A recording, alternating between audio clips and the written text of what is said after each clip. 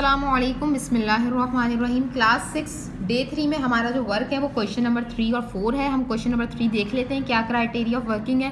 Given that 2x/5 equals to 3y/8 find the value, find the ratio of x ratio y। इस बार हमें ratio की form में ratio find करना है किसका, x और y का। और आपको अच्छी तरह ही बात पता है कि रेशियो की फॉर्म में नहीं है, हमारे पास ये फ्रैक्शन की फॉर्म में है वैल्यू। और हमारे पास जो पूरी ये है स्ट्रैटेजी वो हमारे पास फ्रैक्शन में है, हमें इसको रेशियो की फॉर्म में कन्वर्ट करना है। तो हम क्या स्ट्रैटेजी अप्लाई करते हैं देख लेते हैं। पहले तो हम दोबारा उतारेंगे इसको। अब हमारे पास, क्योंकि आपको ये बात अच्छी तरह पता है कि x रेशियो y को अगर हम फ्रैक्शन में देखें, इसको मैं रफ में थोड़ा सा दिखा रही हूँ आपको। अगर x रेशियो y को अगर हमें फाइंड करना है तो सबसे पहले हमें इसका फ्रैक्शन पता होना चाहिए, x/y। बात याद रहे, अगर x रेशियो y है, रेशियो का साइन है, मैंने इसको फ्रैक्शन में देखा जाए तो x/y हो। तो यहाँ पर जो हमारे पास क्राइटेरिया वो यहाँ पर हमारे पास ऐसा नहीं है कि हमारे पास x और y है, हम डायरेक्टली वैल्यू बता दें। तो हम क्या इस स्ट्रेटजी अप्लाई करेंगे जिसमें हमारे पास ये फ्रैक्शन की फॉर्म में आ जाए x और y, और हम इस ईजिली जो है रेशियो फाइंड कर लें।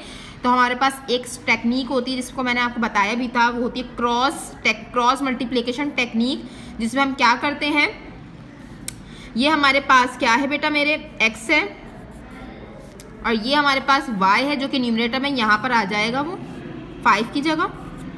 ये मेरे बेटे x है, अभी मैं बताती हूँ 2 कहाँ पर गया, लेकिन अभी आप सिर्फ इतना समझे कि x हमारे पास ये रहा और y हमारे पास कहाँ से क्रॉस मल्टीप्लाई होकर 5 की जगह आ गया है। 5 जो है y की जगह चला जाएगा, यानी 3 तो पहले से मौजूद था और 5 वहाँ गया तो 3 5 देख लेंगे अभी हम। इसी तरीके से 8 यहाँ पहले से मौजूद था और 2 यहाँ पर 8 के पास आ जाएगा। यही वही वाली स्ट्रैटेजी क्रॉस मल्टीप्लिकेशन, क्योंकि हमें फ्रैक्शन की फॉर्म में चाहिए x/y, क्योंकि हमें वैल्यू निकालनी है, रेशो बताना है x रेशो y का। तो इसलिए हमें x और y को फ्रैक्शन की फॉर्म में, सबसे पहले हमें इसको फ्रैक्शन की फॉर्म में कन्वर्ट करना है और जो भी इसके आसपास नंबर उसको क्रॉस मल्टीप्लाई कर उस तरफ शिफ्ट कर देना है। इसी तरीके से y को हम डिनोमिनेटर में लेकर आ गए। अब सिंपली हमारे पास क्या आ जाएगा, 3 5 15 एंड 8 2 16।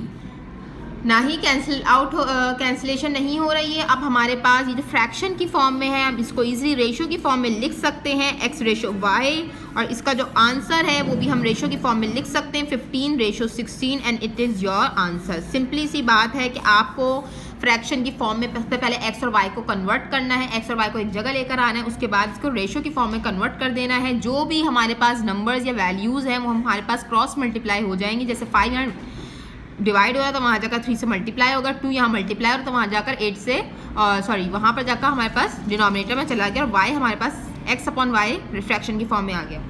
उसके बाद हम चलते हैं अपने क्वेश्चन नंबर 4 की तरफ।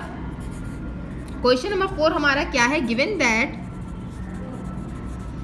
That a ratio b ratio c equals to 75 ratio 120 ratio 132। अब आपको 3 रेशो दिए हुए हैं, 75 120 135 ABC का, सॉरी 132। आपने सबसे पहले इसके 3 पार्ट्स हैं, आपने पहले सिंप्लीफाई करना है a ratio b ratio c। Simple सा क्वेश्चन है, बहुत मुश्किल नहीं है। आपने वैल्यूज़ लिखनी है, आपने क्वांटिटीज़ लिखनी है a ratio b ratio c की, जो कि हैं 75 120 एंड 132। इसको सिंप्लीफाई करना है। What is the meaning of simplification, कि आपने a की टेबल को सिलेक्ट करते हुए अपने सारे नंबर को कैंसिल आउट करना है, यानी कि ये तीनों नंबर्स, ये तीनों वैल्यूज़ कौन से टेबल में आते हैं, हमारे पास 3 के टेबल से कैंसिल हो रहे हैं, यानी कि 3 2 6 1 कैरी, 3 5 15 3 4 12 0 का 0, 3 2 12 3 4 12 एंड 1 कैरी, अगेन 3 4 12। अब ये फर्दर जो है कैंसिलेशन नहीं हो रही, तो it is a simplified ratio a ratio b ratio c।